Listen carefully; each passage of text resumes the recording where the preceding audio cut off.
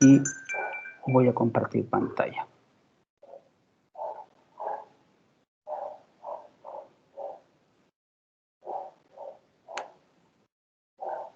Raúl, yo estoy conectada del celular, por eso no puedo Sí, participar sí, mucho. por eso no hay problema, no te preocupes. Muchas gracias. Ok, ¿se ve la presentación a pantalla completa? Sí, doctor. Perfecto. Bueno, vamos a comenzar la clase del día de hoy, que tiene que ver con algunas consideraciones para poder realizar la selección del color. El color va a ser un tema transversal, y al igual cuando hablábamos de bioseguridad, del aislamiento, que en gran parte de las especialidades o de los quehaceres odontológicos está en relación con el aislamiento. Lo mismo pasa con el color. Es así, van a estar ustedes enfrentados a este dilema o tomar una decisión en poder seleccionar en forma correcta el color desde cuando van a hacer una resina, cuando tienen que hacer una restauración indirecta, cuando van a hacer una prótesis total o parcial, hasta cuando tienen que hacer ortodoncia, por ejemplo, y queda un espacio y hay que colocar un provisorio junto con el bracket. Hay que tomar decisiones en cuanto a la selección del color. Entonces, esta clase va a estar enfocado a eso, algunos conceptos generales de lo que es el color, sus características, sus propiedades, y algunos tips de cómo hacer la selección y las formas actuales, cómo se hace y algunas con las cuales también trabajamos en clínica. ¿Ok? Entonces, entendiendo el color en operatoria dental y su aplicación clínica. Vamos a partir con un trabajo, una investigación de unos colegas en Estados Unidos que después lo replicamos con un grupo de alumnos míos en otra universidad, en realidad, en posgrado, donde una serie de colegas, 726 en este caso, fueron elegidos para tomar el color de los dientes, ¿ya? Y en el 86% de los casos no pudieron ponerse de acuerdo sobre el mismo tono. Así de simple, y así de importante y así de diferencia puede ser las opiniones sobre la toma de color. Y si uno se va a los papers, a las publicaciones, vamos a encontrar que el color está visto desde diferentes puntos de vista, ¿no es así? Pero partiendo del color, tenemos que partir de que tiene que ver con un espectro visible. Nosotros somos capaces de ver dentro de ciertos rangos de color, ¿es así? Que va entre los 400 nanómetros y 700 nanómetros. Menores al rango de los 400, estamos en el espectro de los ultravioletas, los cuales no somos capaces de percibir. Y sobre los 700, estamos en el espectro de los infrarrojos, los cuales tampoco somos capaces de percibir. Es decir, estamos bastante acotados en cuanto a los rangos en que somos capaces de distinguir estas tonalidades, colores, matices, hues, que son diversas formas a las cuales se les denomina al color. ¿Ok? Y también nosotros lo vamos a apreciar, que a veces en la misma coloración o pigmentos de los ojos también podemos encontrar un rango bastante amplio de colores, pero que acotado en un rango propio de espectro de luz. ¿Ya? Si uno se va un poco a la fisiología en forma rápida, básicamente tenemos en nuestro órgano ocular, que es el globo. Cuando llega la luz y atraviesa la córnea, esta se va a desplazar a la parte posterior donde se encuentra la retina, que es un epitelio que está pigmentado y donde hay fotorreceptores como son los bastones y los conos que están en la retina, que son los que van a transformar esta energía lumínica, que la van a llevar a través del nervio óptico hacia el encéfalo y donde se va a producir lo que es la percepción del color en una velocidad, imagínense, sumamente rápida. Estamos hablando de 13 milésimas de segundo, en el cual ya tenemos la información en el encéfalo y con esa información somos capaces de transformar esa información, esa energía, en una imagen. Esta es la retina, así que está en el fondo de nuestra cavidad ocular, que es un epitelio que se encuentra pigmentado por melanina, que es la misma que le da la pigmentación a nuestra piel, a los ojos, al cabello, a las encías. Incluso a veces aparecen algunas manchitas más oscuras en la mucosa oral en general, y esos son responsables de la melanina, que no solamente actúa a nivel de la retina, sino en todo aquello que es capaz de ser pigmentado en nuestro cuerpo. ¿Ok? Entonces, dentro de la retina vamos a encontrar esta zona especializada. Va a contener varios tipos de células, pero las que están en una relación más directa con la conversión de esta imagen o que son capaces de captar este espectro lumínico y transformarlo también en color, son los conos y los bastones, ¿ya? Y dentro de lo que son los conos, hay unos tipos de fotorreceptores especializados que trabajan y captan especialmente un tipo determinado de color, que es lo que en esta área de médica, porque a veces en arte es otro tipo de concepción, se consideran como colores principales o colores aditivos, que son el azul, que son el verde y que son el rojo, y que tienen relación directa con el espectro electromagnético, con el espectro de luz que les mostré en la diapositiva inicial. Los azules que están más hacia la izquierda, o sea, cerca de los 400 nanómetros, los verdes que están un poco más hacia el medio, y los rojos que van hacia el lado derecho, ¿no? Ya casi llegando al límite de los 700 nanómetros. ¿Ok? Entonces, estos tonos principales son los que nos van a dar la base de las tonalidades o matices que vamos a ser capaces de observar. Tienen que haber ustedes escuchado probablemente en algún momento, es común a veces uno pensar que los mamíferos, nuestros hermanos menores, tienden a ver en blanco y negro, ¿no? Dicen, no, los perros solamente ven en blanco y negro, los animales igual, o los toros no les gusta el color rojo porque lo ven como un tono agresivo y atacan, y eso es totalmente un mito. Los perros, los animales, los mamíferos en general ven en color, por supuesto, pero no tienen 3 fotorreceptores, tienen 2 fotorreceptores. Tienen fotorreceptores para el verde, tienen fotorreceptores para el azul, pero no para el rojo. Por lo tanto, si combinan verde y rojo, vamos a tener menos matices que si combinamos verde, rojo y azul. Por lo tanto, su gama de tonalidades es mucho menor. Entonces, si nosotros somos capaces de observar de esta manera un paisaje, ¿ok? Los mamíferos en general lo van a hacer de esta manera. Al contrario, las aves son tetracromáticas, es decir, no solamente tienen 3 receptores, tienen un 4º receptor. Por lo tanto, la gama de tonalidades que van a ver es mucho mayor, como podemos ver nosotros un paisaje y como lo pueden ver las aves, de esa manera. O sea, hay son como colores más vivos, más intensos, más saturados, también diríamos, y vamos a ver lo que es la saturación. Ahora, hay un porcentaje de mujeres, aproximadamente un 8%, que son tetracromáticas, es decir, pueden tener la capacidad de distinguir más tonalidades que los demás. Nosotros en promedio son entre 8.000 y 9.000 tonos que podemos observar. Los que son tetracromáticos aumentan casi exponencialmente eso y se pueden acercar a los 13.000 o 14.000 tonos, ¿ok? Que uno es capaz de poder diferenciar. Y tenemos el otro extremo, que es la cromatopsia, donde es el impedimento de poder ver en color. Frecuente en pacientes, por ejemplo, con albinismo, es frecuente que pasen ellos, o en otras patologías asociadas de otro tipo, en las cuales no es posible distinguir, donde estos fotorreceptores no cumplen con su función de poder transformar esa energía en color. Lo cual afortunadamente está ya solucionado actualmente, no a través de un procedimiento quirúrgico, no hay cirugía para ello hasta el momento, pero sí a través de unos lentes especiales. Esta es una de las empresas más conocidas en Croma, ¿no es cierto?, donde es capaz, a través de un tratamiento especial que tienen estos lentes, de poder hacer una distinción de los colores, ¿ok?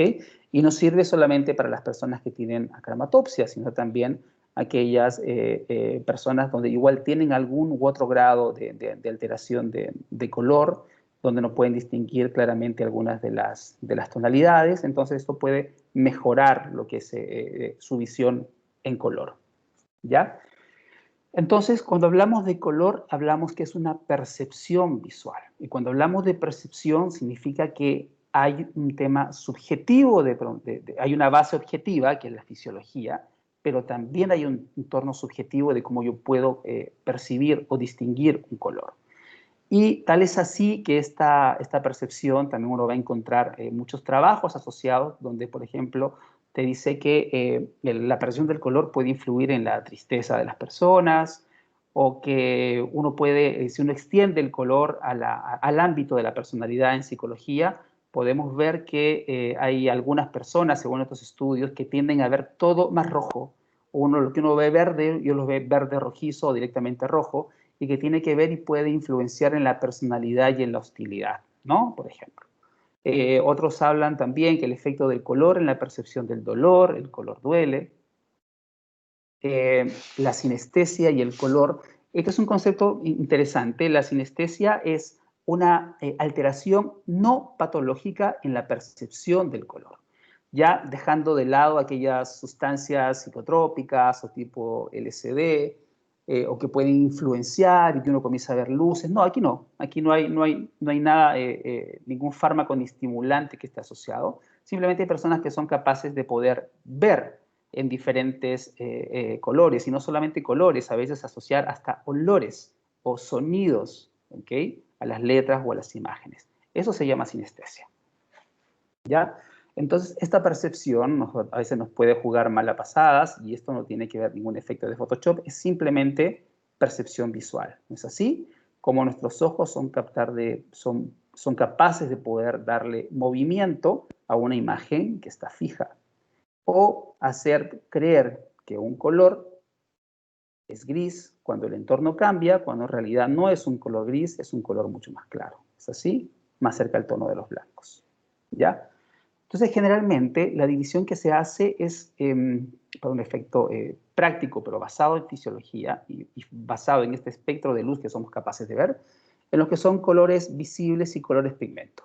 Los colores visibles son los colores que nuestros fotorreceptores son capaces de captar, que ya los vimos, el rojo y el verde, más las mezclas de ellos. Entonces, el color que se forma acá, estos son colores visibles o colores primarios o colores aditivos, y la mezcla de ellos son los colores secundarios, colores pigmento o colores sustractivos, también se le conoce. ¿Ok? Ustedes ya están recordando seguramente cuando estaban en el colegio, cuando hacían las clases de arte, que tenían que hacer las conjunciones y les pedían obtener un color. Entonces ya básicamente, aunque en pintura es distinto, ¿no? Ustedes recuerdan, los colores primarios no eran precisamente el rojo, el azul y el verde, sino que eran otros tonos. Pero aquí se dan la mezcla de nuestros colores principales, ¿no? Y a estos se les da un nombre particular: cian, magenta y amarillo. Tienen que haberse ustedes percatado con la impresora que tienen en sus casas, que cuando uno ve los tintes con los cuales uno forma los colores, no va a encontrar rojo, ni verde, ni azul. Van a encontrar estos: el amarillo, el magenta, el cian y el negro, ¿verdad? Entonces, la base de la colorimetría actual, la base de las impresoras, de la fotografía, de la tecnología para las pinturas, para los materiales dentales, para las resinas, para los pigmentos, son los colores sustractivos, no son los colores aditivos, ¿ok? Estos son los colores base, y de estas mezclas más el negro son los que se obtienen los diferentes matices o tonalidades, ¿ya? ¿Se puede medir el color? ¿Es capaz de medir el color? Bueno, no es el color, no tiene no tiene los mismos vectores o equivalencias como decir en el peso, o en la longitud, o en la talla, o en la fuerza, ¿no es así? Sin embargo, con las tecnologías actuales, este concepto ha cambiado. Antes se pensaba que no era posible medir el color, pues ahora sí es posible medir el color, ya es posible medir el color, y de hecho se hace. Y la base de la toma de color debería basarse idealmente en esto, ya en lo que es la medición del color. Por eso que ya hay equipos y ya hay software especializados que nos permiten hacer la medición del color, ¿ya? Por eso que hay colegas latinoamericanos que se dedican a la investigación y dan clases sobre color y sobre fotografía, que tienen sus posturas bien claras, ¿no? La toma de color en odontología es absurda, imposible y no debería de existir. Ya la toma de color, es decir, que yo tengo una guía de color y compare. Algunos son más puristas, dicen, no, yo puramente debería basarme en un aspecto científico y usar las herramientas que me permitan medir el color. Y basado en la medición del color, yo establecer cuáles son aquellos tonos, aquellas saturaciones que yo requiero para poder hacer una restauración, ya sea en forma directa o indirecta, ¿ya?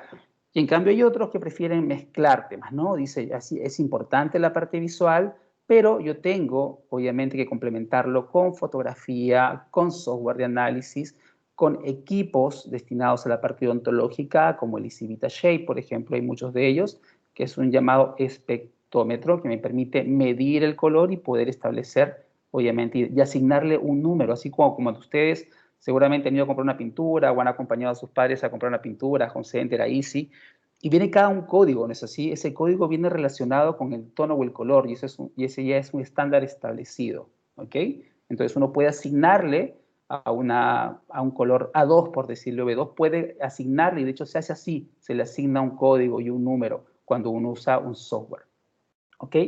Entonces, esta ciencia del color lo que hace es poder medir la distancia entre dos colores, ¿ok? Y acá hay una métrica y eso se establece un valor. El color, si bien no tiene una magnitud, como lo tiene el peso, como lo tiene la longitud, como lo tiene la fuerza, sí tiene propiedades del color. Y las principales de ellas que vamos a ver cuáles son, características básicas, que es el matiz, es el hue o tinte o color propiamente tal, es la forma como uno distinguimos un tono, ¿no? Ese es verde, ese es rojo, ese es azul, ¿ya? Y ese color que vemos es la luz no absorbida, es decir, si un objeto que es de color rojo, ¿por qué es rojo? Porque es capaz de absorber todos los tonos del espectro menos el rojo. Entonces lo que vemos es la luz no absorbida, ¿ok? Luego tenemos el croma, que es la saturación o la intensidad que tiene un color, y el valor o valú o brillo o iluminación, que tiene que ver básicamente con la escala de grises, ¿ok? Que es lo que nos da la iluminación. Cuando vemos nosotros un objeto muy brillante o que resalta, estamos diciendo que tiene un brillo o una iluminación muy alta. Al contrario, cuando lo vemos medio apagado, medio opaco, decimos que tiene un brillo o una iluminación baja. Es decir, si está muy iluminado, es que tiene poco gris ese color. Si está muy opaco, es que tiene mucho gris, por eso que no se ve con tanta brillantez.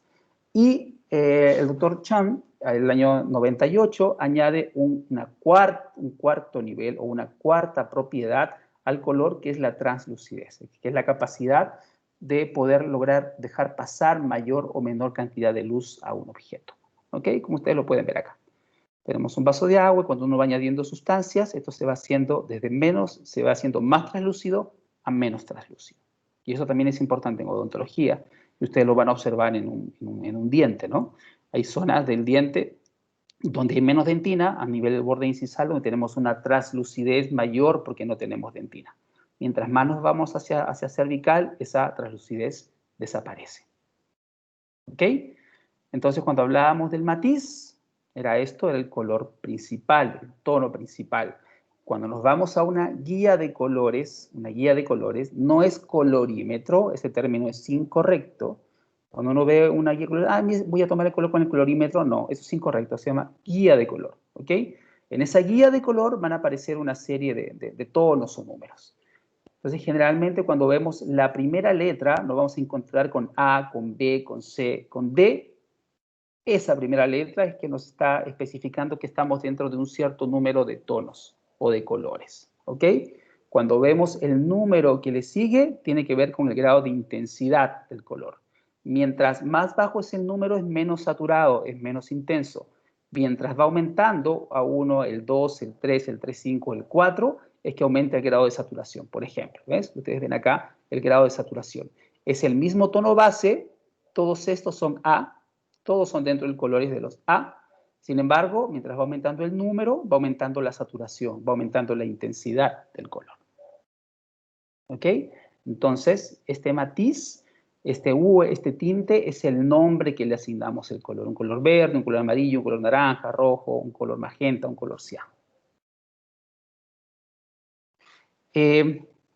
Cuando nos vamos a las guías de colores o a las clasificaciones que se hacen para poder tener una mayor referencia, como nos enseñaron a nosotros, a los que somos ya un poquito más antiguos en la universidad, estas guías de colores, básicamente la mayoría usa escala Vita. Te decía que cuando uno hablaba de un tono A, estábamos hablando de colores que eran rojizo parduzcos, cuando eran B, rojo amarillentos, tonos grises los C y tonos más grisáceos los D.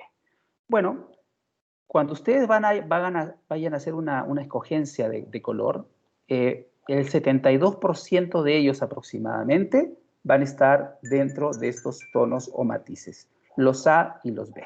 ¿Ok?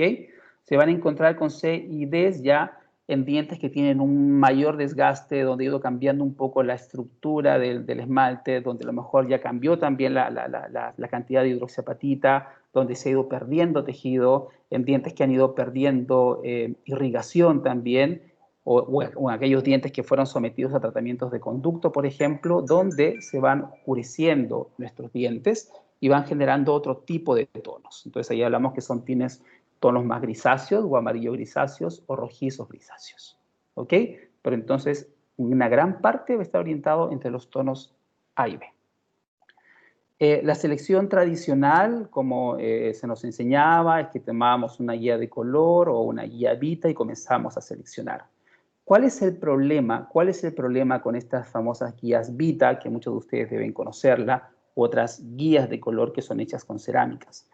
Es que, basado en un excelente trabajo de un colega argentino, del doctor Adamo Notarantonio, estas guías de color hasta la actualidad siguen siendo hechas a mano. Entonces, él lo que hizo fue seleccionar de la misma marca, Vita, por ejemplo, pidió muchísimo, se compró muchos kits y se comenzó a dar cuenta de que aplicando software de medición de color, es que si bien eran el mismo fabricante, supuestamente era la misma guía, ninguno tenía un color exactamente igual. Es decir, habían diferencias entre las plantillas, entre las guías de colores, que supuestamente eran del mismo color, del mismo grado de saturación y que eran de la misma marca.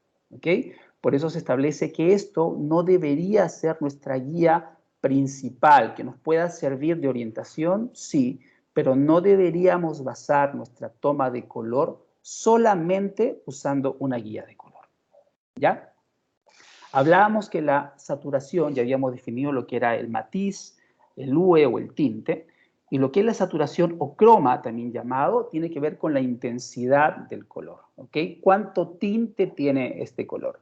Y aquí yo le mostraba el ejemplo, ¿no? En el tono de los A o en el tono de los C también, cómo iba aumentando o cambiando y tomando otras características ópticas simplemente por el hecho de poder añadir tinte. ¿Ok? Y son estas sutilezas lo que hace una gran diferencia cuando uno hace una elección correcta de un color al hacer una restauración, entre otros factores. No es lo único que importa escoger un buen color para poder hacer una restauración, pero es una base importante. Entonces la saturación es la intensidad del matiz. Y lo que les comentaba también inicialmente, que cuando observamos un diente por la estructura vamos a encontrar el mismo tono porque el color base no cambia. No significa que yo tenga un A acá y tenga un C acá y tenga un B acá y tenga un D acá. No. El tono del matiz sigue siendo el mismo, del color sigue siendo el mismo, del UE. Lo que nos va a variar es el grado de saturación por las características anatómicas que tiene este diente.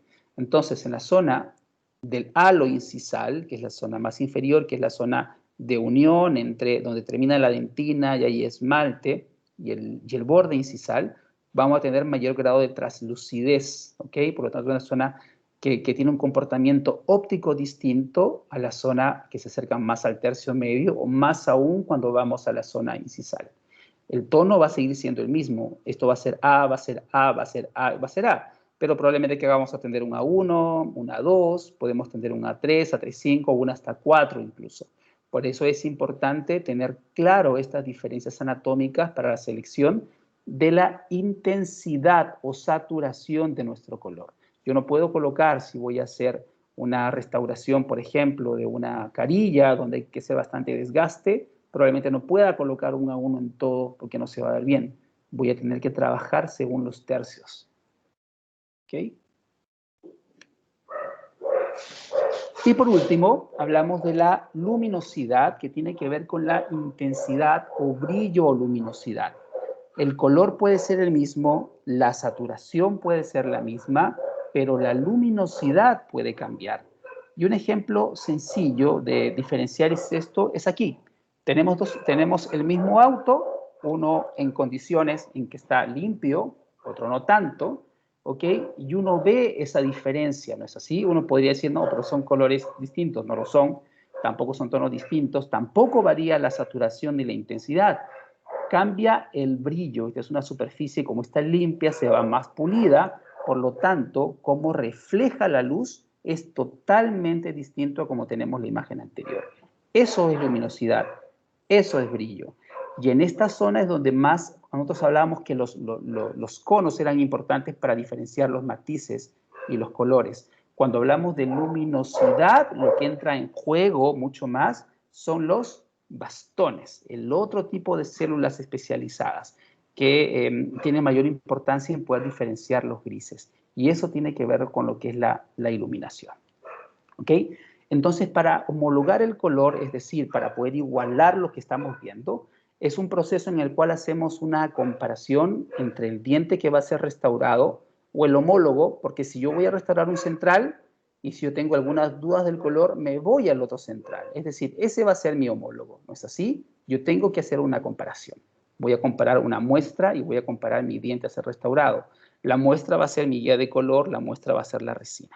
¿Ok? Porque el objetivo que yo quiero es poder duplicar o traducir en símbolos, con lo que también se llama un mapeo del color, y conociendo los fenómenos ópticos, tener la capacidad de poder homologar y poder restaurar este diente y el material y la resina que voy a agregar que se vea ópticamente similar. Como les dije, elegir el color correcto es un paso importante, pero no es el único ni el factor principal que nos va a determinar que se vea en forma adecuada o apropiada un diente restaurado. Ok, un segundito, voy a hacer un cambio de... Ahora sí. Seguimos. Dentro de las propiedades que puede tener el color, hay algunas que son más relevantes que otras, ¿ya? Hablábamos que la translucidez era característico que se había agregado en los últimos años a lo que eran las características de color y que tenía que ver con eso, ¿no? Con la capacidad de bloquear o dejar pasar la luz de nuestros materiales. Esto lo vamos a pasar en forma más rápida porque van a estar un poco más extenso en los papers complementarios que les voy a enviar. Ya habíamos hablado aquí del concepto de translucidez, que va desde la transparencia total hacia la opacidad, ¿ok? Y hay materiales que tienen mayor translucidez que otros. La opalescencia es una de las propiedades que particularmente más me gusta o me llama la atención y que tiene que ver que dependiendo de la incidencia de los rayos de luz y del tipo de material que disperse, es cómo se va a ver reflejado.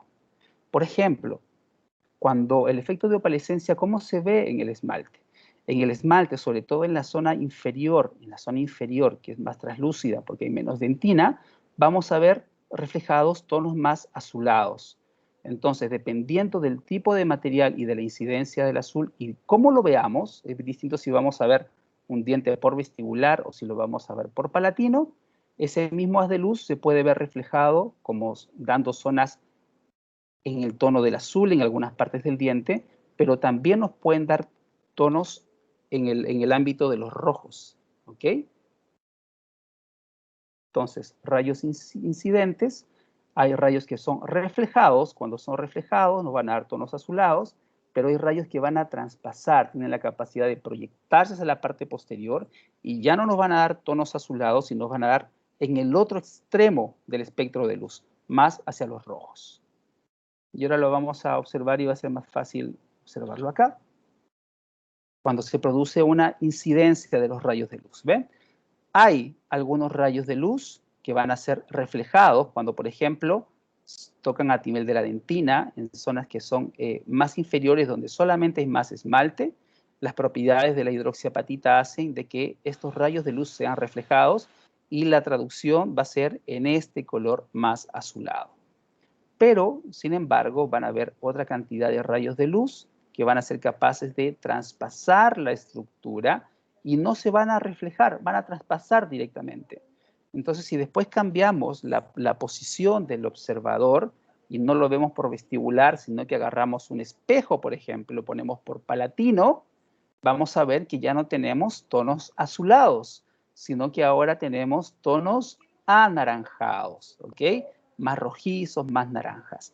Eso es lo que se llama opalescencia o la propiedad de opalescencia, que también lo tienen algunos materiales, los materiales dentales, y que es importante considerar porque podemos haber tenido una elección correcta de color, pero si no tomamos las propiedades, no tomamos en cuenta las propiedades anatómicas del diente, podemos darnos cuenta de que el color que escogimos, si bien fue correcto, no se ve en forma apropiada o adecuada a lo que es en boca.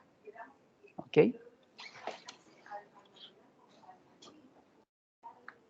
La fluorescencia también es otra propiedad que va a tener nuestros dientes, que también tiene que ver con la hidroxiapatita. Y es importante, antes se producía lo que se llamaba el efecto discoteca, cuando los materiales antiguos, ya sea a base de resinas o de acrílicos o de cerámicas, no tenían bario en su composición, que es el elemento que le da la fluorescencia, y aparecía esto, que de repente cuando uno iba a una discoteca y se enfrentaba a las luces estroboscópicas, aparecía esta imagen del diente, ¿ok? Que era como que el diente desaparecía o se veía más oscuro, digamos, o gris, porque no tenía estas propiedades fluorescentes, que ahora todos los materiales dentales ya lo tienen. ¿Ok?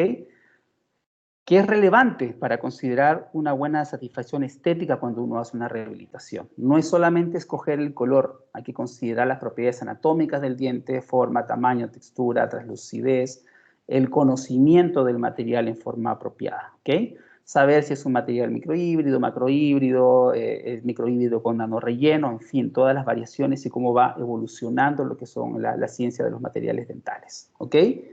Conocer sus resinas, es muy importante que ustedes se den el trabajo de conocer las propiedades, poder determinar y saber si estoy ante una resina que tiene un grado de translucidez o de opacidad alto, saber diferenciar qué es una resina translúcida, una resina opaca, una resina body, es decir, donde se mezcla lo que es opacidad con translucidez en forma mediana, y en qué parte yo del diente puedo aplicarla, ¿ok? Por eso ya eso es tarea de cada uno, porque las diferentes marcas de resinas tienen propiedades distintas. Entonces, si uno va a usar una marca o usar dos o tres, tiene que conocer alguna de sus propiedades en cuanto a esto, ¿no? A cuál es la cantidad de opacidad o translucidez que tienen como material.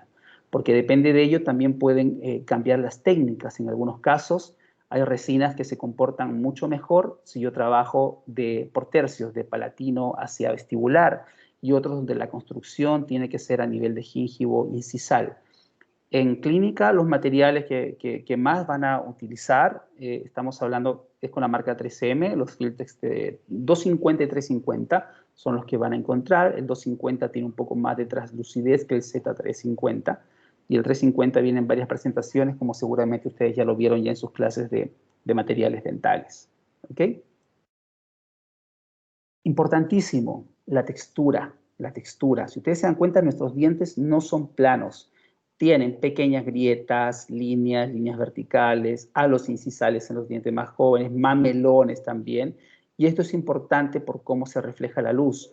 No es lo mismo que ustedes vean el grado de brillantez que tiene una cerámica totalmente pulida a un material que tenga mayor o menores irregularidades. Entonces, la macrotextura, la microtextura de estas líneas son sumamente importantes en el color.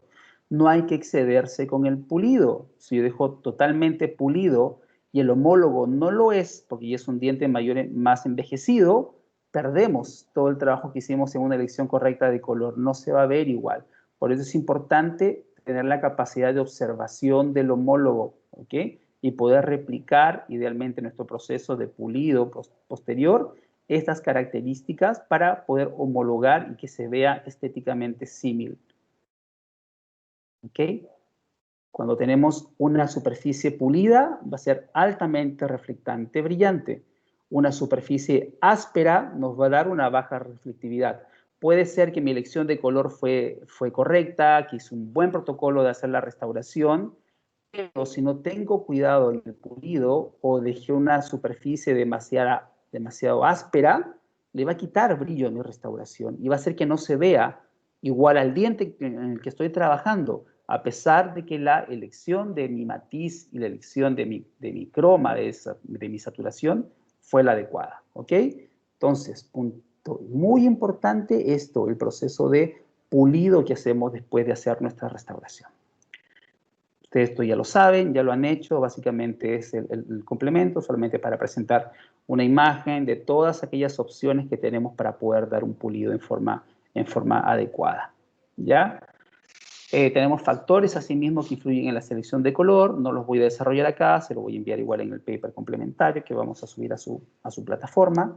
Importantísimo esto, la comunicación que tenemos con el técnico dental, sobre todo cuando hacemos restauraciones indirectas, cuando hacemos carillas, cuando hacemos prótesis fijas unitarias, múltiples, prótesis fijas sobre implante, cuando hacemos rehabilitaciones a boca completa, prótesis totales, parciales. Importante comunicarse con el técnico dental, conocerlo, hablar con él, saber qué materiales están usando, cómo los trabaja, ¿ok? Saber cuáles son las características de los materiales con los que van a trabajar. Es importante, se añaden otros factores también que ustedes ya lo van a ver cuando lean el paper que les envío. ¿Okay? Pero de acá me quedo con esta parte, comunicación con el técnico dental cuando son restauraciones indirectas y todo lo más importante, las guías de colores, la fuente de luz. Es distinto como yo puedo observar un diente si estoy frente a una luz halógena, si estoy frente a una fuente de luz natural, si estoy frente a una luz incandescente. Varía totalmente la percepción del color. ¿Ok? Asimismo, es todo un tema la ciencia de la luz y el tipo de luz que medimos. Utilizamos las unidades Kelvin, que es para medir la intensidad o la irradiación de energía que tiene esta luz. Hay rangos de luz correctiva, es decir, también podemos encontrar mucha información y muchas empresas que trabajan y ofrecen, y hay sistemas de luz que realmente son extraordinarios, que lo que tratan es de equiparar o igualar más la luz natural, que es la luz ideal con la cual uno debería trabajar o que se asemeje lo mayor posible a la luz natural. ¿Ok?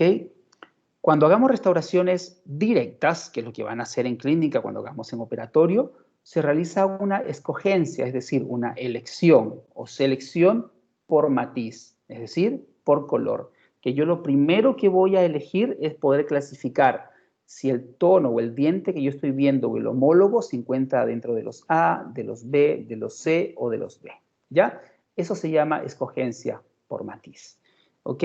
Y esto puede ser llevado a través de software también, sí. Y uno generalmente, como yo le dije, se asignan códigos o números a cada uno de ellos y según eso uno establece el color. Pero si uno se guía solamente usando, reitero, una guía de color, tenemos que escoger dentro de estos rangos de A, B, C o D. ¿Ok? Importante, por favor, es el uso de fotografía. Todos ya con el avance de la tecnología, aunque sea un teléfono de alta gama o que no lo sea tanto, tienen propiedades de fotografía excelentes y software en los app que podemos encontrar en Play Store, en Google, que nos facilitan y nos ayudan también en odontología para poder hacer una toma de color. Entonces va a ser importante que se acostumbren desde ahora ya a que la escogencia de color no la hagan basada solamente en la guía de color, sino que sea complementada o incluso en algunos casos reemplazada totalmente por el uso de fotografía o software complementarios. ¿Ya? Si vamos a la forma clásica, a través de las guías de color, hay ciertos lineamientos que uno debe seguir, usar idealmente la misma escala del material a restaurar con lo que van a usar. Cuando ustedes compren un kit de resina, ese kit de resina va a venir con una guía de color que está hecha con el mismo material que ustedes van a utilizar, ¿no es cierto? Entonces, evitar elegir si van a usar una guía de color, si van a usar una resina 3M, evitar usar una guía de color, no sé, de la Visco o de la Ultraden o de Sirona, ¿ok? De otras marcas, porque sea idealmente de la misma guía de color. Primero elegimos el matiz, es decir, determinamos si es un A, B, C o D. Luego elegimos el croma, es decir, el grado de saturación. No está tan saturado, A es un 1 medianamente saturado, 2 o 3, muy saturado, 3,5, 4. ¿Ves? Entonces tenemos acá que están basados, es el mismo tono, es el mismo hue o matiz, pero cambia lo que es la saturación. Por lo tanto, primero escojo el matiz, luego escojo el croma. No seleccionar un croma más alto, pues será imposible bajarlo. ¿Qué significa? Que ustedes eligieron una 3.5 y colocan la resina 3.5 y después, oh, me di cuenta, no puedo, no se ve bien. Ya no puedo cambiar eso. Voy a tener que desgastar o retirar esa restauración y cambiarlo con un tono adecuado, más adecuado. ¿Ya? Entonces hay una serie de recomendaciones. Pedir segunda opinión, o sea, no... hay algunas personas que nos cuesta más hacer, ya sea en forma fisiológica, porque tiene un peso importante, diferenciar un tono u otro. También tiene que ver con un tema de experiencia, de percepción, básicamente. Si tienen la duda, pues pidan las opiniones, tomen sus fotografías, porque ver la imagen y verlo en boca o comparar la guía de color con una imagen, se puede hacer más fácil hacer la selección del color. ¿Ok? Y para poder determinar lo que es la luminosidad, básicamente se recomienda una baja luminosidad, es decir, yo voy a apartar la lámpara, yo no voy a poner la lámpara apuntando a los dientes, porque eso me altera la percepción del color. Yo retiro esa lámpara, entrecierro un poco los ojos y soy capaz de observar si tiene mayor o menor luminosidad. Entonces, pasamos ya a esta parte final que tiene que ver cuáles son las técnicas para seleccionar el color, ya en forma subjetiva u objetiva. ¿Alguna pregunta, duda en el chat hasta este momento? Ninguna, doctor. Vale, ok. ¿Qué maneras o qué formas tenemos y que podemos aplicar? Algunas en clínica, otras no las vamos a poder usar porque obviamente requieren de aparatología especial, pero la mayoría sí las vamos a poder hacer. Entonces, la primera técnica para selección de color. Usando lo clásico, selección del color o guías con escalas. Vamos a encontrar muchas, como les decía, la clásica es la Vitapan clásica o la 3D. Cada marca de resinas trae su propia guía de color. Algunos separan lo que es esmalte de dentinas, otros vienen todo usándolo. Marcas como la 3M, la 350 usan estos discos de colores para poder más o menos ir comparando y viendo cuál es el color más adecuado que yo debo escoger. El problema que teníamos con estas marcas clásicas que yo le decía es que puede que el color no sea el mismo entre una guía y otra. Puede ser más, por eso que es más acertado hacerlo con la misma guía de color. Y se dan cuenta, algunas marcas asocian a un número de tono un código, ¿ok? Y este código puede ser llevado a un software o uno le puede decir incluso al técnico, ¿sabe qué? Le mando un color, código 110. Él va a saber que se está refiriendo a un color A1. Entonces yo puedo hacer un mapa de color. Yo puedo escribir un 110 acá, un 140 acá arriba, un 160 más arriba, que es más saturado. ¿Eh? ¿Se dan cuenta? El A2 tiene otro tipo de codificación. La mayoría se van a encontrar solamente con A1, A2, A3, A5, pero otras marcas van a incluir lo que es el código internacional que le corresponde a ese tono. ¿Ok? Entonces yo tengo, y si se dan cuenta acá, por ejemplo, ¿ves? También pueden haber diferencias. Miren, este es una 3 de una guía Vita y este es una 3 de la marca de resina que uno va a usar. ¿Ven las diferencias? Se pueden producir estas diferencias. Por eso que la recomendación es no basar la toma de color de resinas usando guías Vita, sino las guías de color de la misma marca de la resina. ¿Ok? Y lo que les decía acá, por ejemplo, ¿ves? Este es un disco que traen cuando uno compra el kit completo de la 3M. Cuando uno va a hacer una restauración, y esto es importante, donde tiene que restaurar, por decirle, esta clase 3, y la restauración tiene que ser de vestibular a palatino, es decir, tengo esmalte, tengo dentina en la segunda capa y tengo esmalte al final. Lo que te dice la 3M es que si yo voy a usar una resina universal, es decir, donde tiene mezclas de masas dentinarias y de esmaltes, yo tomo el color en la zona central del diente. Ah, ok, es una A2. Yo restauro todo con A2, ¿ok? Pero puede que yo no quiera usar solamente un body, sino que quiera usar dos resinas. Quiero usar una que tenga solamente esmalte y uno que tenga solamente dentina. Entonces, la recomendación que tiene la 3M en este caso es que yo tomo el color base, que es un A2, pero si voy a trabajar con una masa dentinaria, ¿ok? Mi dentina va a ser una 3, es decir, es un número más alto que mi color escogido en general. Entonces voy a colocar en el fondo, en palatino, un esmalte A2, voy a colocar en el medio mi dentina, una resina A3, voy a colocar un A3, y voy a colocar nuevamente en la capa por vestibular una 2, ¿ok? Entonces, eso es lo que permite en general, cuando ustedes van a mezclar masas dentinarias con esmalte, mi masa dentinaria tiene que ser más saturada. No puedo colocar dentina A2, no puedo colocar esmalte A2, porque se va a ver alterado el color. Si quiero evitarme eso o no quiero prestarme para confusiones o hacerlo más simple, uso una resina universal o resina body, y básicamente la resina que voy a usar está en relación al color que elegí en la zona central. Aquí yo tomo el color en la zona media. Si lo tomo muy arriba va a ser muy saturado, si lo tomo muy abajo va a ser muy claro. Aquí probablemente sea un A1, acá probablemente sea un A3 o A3,5. Yo tomo el color acá. Si voy a trabajar en mi zona media, tengo que tomar el color en esta zona. Si mi restauración está en esta zona, voy a tomar el color en esta zona. Si voy a hacer una restauración clase 5, yo ya sé que es A, pero tengo que ver cuán saturado o no saturado está.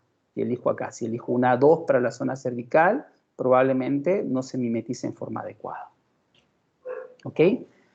Luego tenemos la selección de color con guías personalizadas, es decir, uno mismo, este ejercicio también lo hice en algún momento, en algún tiempo, que es fabricar las mismas guías. Es bastante simple, en realidad no es difícil poder hacerlo, que básicamente uno toma la impresión a una guía de color y luego a través de estos moldes de silicona yo comienzo a personalizar, es decir, a darle escalas o tonos de colores por tercios, por eso que está dividido acá en 3 partes. Voy a darle un matiz, una saturación menor en la zona incisal, al tercio medio un poquito más y a la zona cervical un poco más. Y yo hago y juego y hago obviamente mis guías. Incluso estas bases para tomar el color no las puede conseguir en eBay y en Amazon no las compra y uno puede armar obviamente sus guías personalizadas. ¿Es así? Y me va a dar un mayor acertamiento o certeza de mayor utilidad que estar usando una guía de color. Aquí, por ejemplo, fue solamente con un translúcido. Es decir, si yo tengo que hacer una restauración que implica solamente incisal y no tengo dentina en esa zona, idealmente que use una resina translúcida. Entonces, si tengo mi guía de color para translúcidos, que no lo tiene en general una guía de color normal de una marca, de X marca o cualquier marca comercial, pero si las personalizo, sí puedo hacer eso. ¿Ok? Entonces, tengo una mayor certeza, una mayor aproximación al color que puedo tomar. Luego, algo que les recomiendo mucho usar y que se hace también en clínica, lo practicamos con los alumnos, es hacer una selección de color con resina aditiva. Es decir, yo hice un primer acercamiento, seguí las indicaciones, vi mi guía de color, y dice, yo creo que esto puede ser un A2. Quiero comprobar qué es lo que hago. Tomo una resina, pido un color, un A1 o un A2, y coloco sobre el diente. ¿Ok? Un diente que esté limpio, obviamente no tiene que estar seco el diente, importante, el diente naturalmente no está seco, tiene un cierto grado de humedad. Si el diente está seco, le pierdo luminosidad, me altera el color. Si está extremadamente mojado o húmedo, se va a ver con más brillo, y eso tampoco es el común que esté con una extremada humedad del diente, es una humedad normal, entre comillas, no seco, pero tampoco mojado. Entonces, con mi diente en condiciones normales, con cierto grado de humedad, voy a colocar un poquito de resina y lo coloco dependiendo en qué zona voy a trabajar, ya sea en la zona cervical, media, en la zona incisal. Si voy a hacer una carilla, tengo que colocarlo en varios sectores. Y yo voy comparando mi guía de color, el diente, la resina. Saco la luz a un costado, si estoy con luz natural, lo observo con luz natural. De lo contrario, si estoy ya, es una jornada más tarde, voy a usar la lámpara de mi unidad dental. ¿Ok? Nunca tan encima, un poco más alejada, pero también es válido hacerlo. Entonces voy a colocar esta resina, no voy a aplicar ácido, no voy a aplicar adhesivo, voy a colocar solamente la resina. Y luego veo y comparo y luego la fotocuro igual, porque también hay variaciones de color. Y lo otro importante, hay que cuidarse con el grosor. No voy a colocar una cantidad muy grande. Yo debo colocar máximo incrementos de 1 a 2 milímetros, que no exceder de esa cantidad. Si pongo una porción mucho mayor, también me altera la percepción de la luz, ¿ok? Pero esto es una herramienta bastante ayuda para poder ayudarnos a seleccionar el color, ¿ok? Trabajar con las resinas y añadirlas en las superficies dentarias de los dientes anteriores. Y ahí yo hago la comparación. Esta es una maqueta, ¿no? Por si acaso. ¿Ok? Ahí yo hago, tengo mi tono, pongo el color y comparo realmente si yo considero que es adecuado. Si no, si lo encuentro que está muy blanco, es decir, que no tiene mucha saturación, paso un tono más saturado, voy a pasar a un A2, por ejemplo, o a un A3, ¿no? O al revés, si partí con un A3, uy, veo no, es muy saturado, bueno, bajo y pruebo con una resina que sea un poco más clara, menos saturada. ¿Ya? Y ahí vemos, ¿ves? Y ahí comparamos. En algunos casos también hay sistemas que tienen resinas que son mucho más claras, o a veces se van a encontrar con pacientes que se hicieron clareamientos dentales, algunos extra blends muy claros. Entonces hay algunos kits de resinas donde también nos dan esa posibilidad de colores con mayor brillo y menos saturación, o sea, mucho más cerca a los blancos blancos. Otra forma es hacer lo mismo, una resina aditiva, pero añadirle una fotografía para poder comparar. ¿Ok? El celular, si tienen una reflex, pueden usar un celular, ningún problema. Aquí la recomendación es tomar una fotografía normal en colores, ¿ok? Y una radiografía en blanco y negro, con grises, ¿no es así? Blanco y negro entre comillas, ¿no? ¿Por qué? Porque acá funcionan los conos. Acuérdense que cuando trabajamos con los grises estamos viendo el tema de la luminosidad, que no se ve con las guías de colores estándar. Solamente nos muestran matiz y nos van a mostrar saturación, pero no brillo, luminosidad. Si usamos una fotografía con escala de grises, vamos a notar esa luminosidad, ¿ya? Ahora hay que tener un cuidado especial cuando uno toma una fotografía, y ahora lo vamos a mostrar, ¿ok? Miren, esta es una fotografía en color. Acá tenemos cómo se ve en blanco y negro y nos permite también poder observar cuánta luminosidad o menos tiene el diente y tiene la restauración. ¿Ok? Aquí entran en función porque nos permite sus propios, ustedes comienzan a revisar sus cámaras, a chequear todo lo que ofrecen, los formatos que no son netamente manuales. Ustedes pueden trabajar obviamente con las guías de colores. Idealmente, recomendación que estén en mono, ¿ok? No en las demás, impacto, ND, fresco, es decir, paisaje o luces externas, no, en mono. Contraste en la mitad, tono en la mitad. ¿Ok? Esa es la recomendación en este caso, para poder acercarse lo mayor posible. Y aparte que eso nos permite tratar de eliminar un poco más estas zonas de brillo, que hay cámaras que les permiten poder colocar un filtro para poder eliminar el brillo ideal, ¿ya? Y cuando uno usa una reflex, también obviamente hay software, otros elementos que nos permiten poder eliminar lo que es el brillo. Y por último, tenemos la medición de color usando fotografía y software especializado.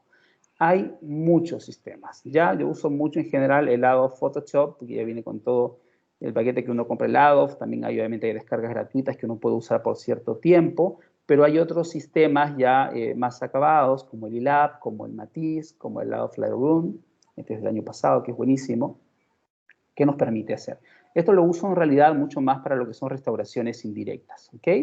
Hay algunos otros productos, como es el Smile Line, que lo que hace es poder regular la cantidad, son difusores de luz, no sé, tiene filtros para poder eliminar lo que es ese brillo que se produce y nos permite poder tomar de mejor manera lo que es el color.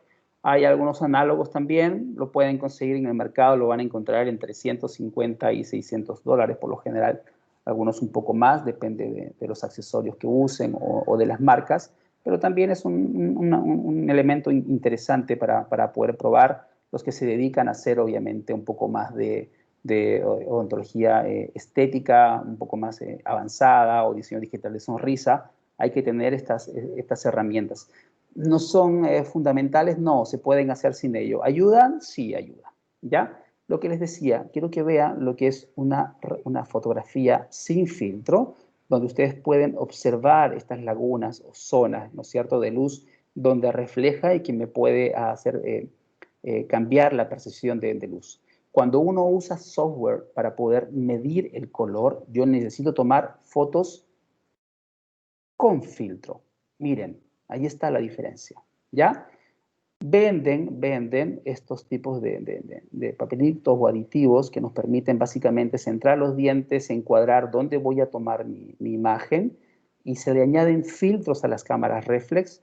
Algunas cámaras de celulares, tienen algunos software que permiten también imitar lo que es un filtro, pero acá las cámaras reflex siguen siendo las principales en ese aspecto, colocando un filtro a lente que uno va a usar. Entonces, si yo quiero tomar a través de software, yo necesito y tener realmente un acercamiento científico y de medición del color, necesito tener una imagen idealmente con filtro. ¿Ok? Igual, tengo que tomar una fotografía en color, el sistema también me va a pedir una fotografía, una imagen con escala de grises para ver el tema de la luminosidad. Como le digo, se aplica mucho más esto para cuando quiero hacer carillas, cuando quiero hacer prótesis fijas unitarias. Para carillas directas también en resina, también es una buena herramienta poder usarlo, pero para restauraciones también convencionales, si uno lo quisiera aplicar, lo aplica. Yo lo aplico, no en todos los casos, pero en algunos casos en que me genera más duda, como no tengo espectrómetros, esas máquinas que son, ya las vamos a mostrar, entonces yo juego con lo que son mis fotografías y el software cuando me merece duda lo que es el color. ¿Ok? Y ahí cambia. Entonces, ahí se nos van los opacos y tengo claridad. Entonces esta imagen es llevada a través de un archivo al sistema y el software, y él nos va a entregar un mapeo y un código. ¿Ok? Puedo usar esto, lo que uso normalmente a veces, que es el Photoshop. Similar, llevo la imagen y me permite ver si carga la imagen, se lleva, se puede reposicionar, y comienzo a usar las herramientas, marco la zona en la que quiero trabajar y hago una emulación de la zona. Puedo cargar los archivos, enviárselo al laboratorio, hacer la comparación y la emulación con los dientes vecinos, vea los tonos para que él me replique algunas características, por ejemplo, de hipoplasias que tiene el diente, y si yo quiero replicar esas hipoplasias, se puede hacer. Doy una pigmentación incluso a la resina, porque en este diente tenía una cerámica de resina, y le voy a pedir al laboratorio que me dé, obviamente, un tono distinto, porque no se asemeja tanto al diente. Entonces son herramientas que nos pueden servir, ¿ok? Y que son útiles. Y por último, la medición de color con espectrómetros. Las marcas más conocidas, o que he tenido oportunidad de usarlas, pero no las uso habitualmente, yo no las tengo, ya que es el Vita Easy Shade y también el MHT Optic del Spectro Shade.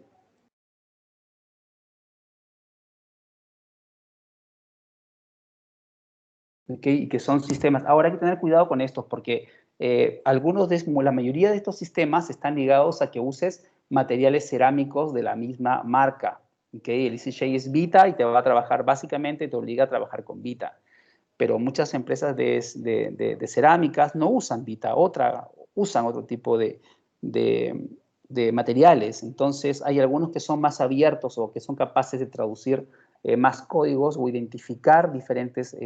Uno puede programar el equipo diciendo voy a usar Chofu, por darles una marca, ¿no? de cerámica, y te lo programa y es capaz de diferenciar y establecer. En el caso de Vita, siendo un muy buen producto, este Easy Shade, está limitado a lo que son productos de su línea.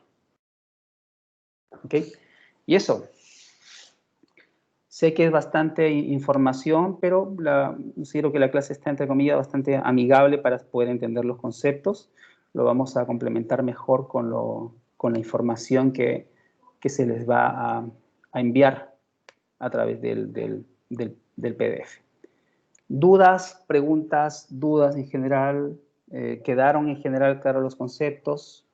¿Algo que quieran aportar o que no se entendió de forma muy clara?